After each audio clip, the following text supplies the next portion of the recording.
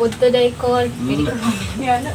So kami daykol kay pwede ra may maka-interview nimo kadyot. Yan himi diri kay gusto na mo ba nga makita kung unsay kahimtang ni tatay. So unsa gani ngalan tatay Kol?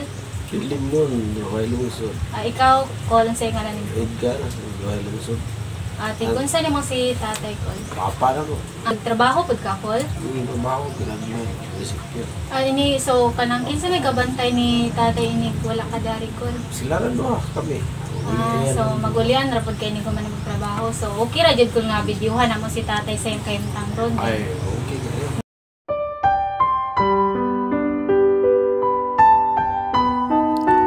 Kini mao si Tatay Filimon Duhay Lungsod.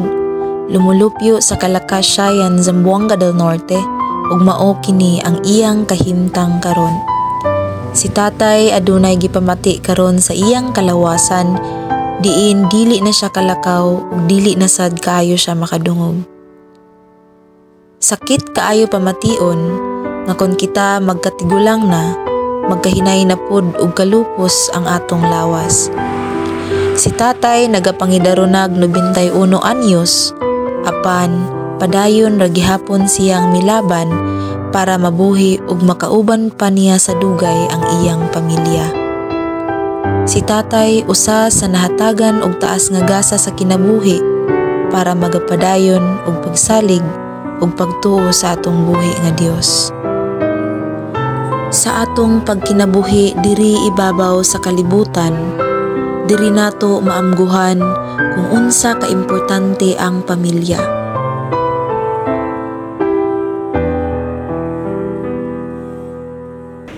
Nay, kamusta naman si tatay, Nay?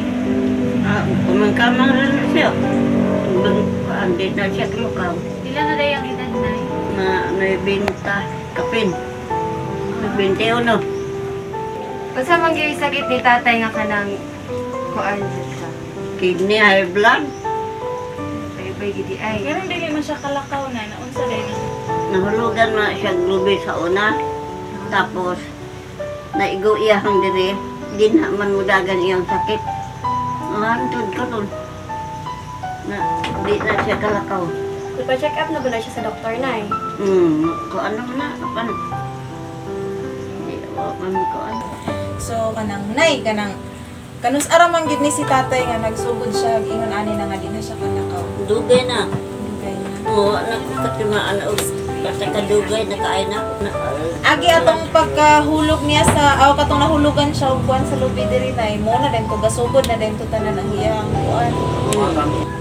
Pero kaning iyang kaning sa kuan siyang galungan nga kanang di na kay siya kadungog bago ra pud na kanang agi na siyang katigulangon. Katigulangon na.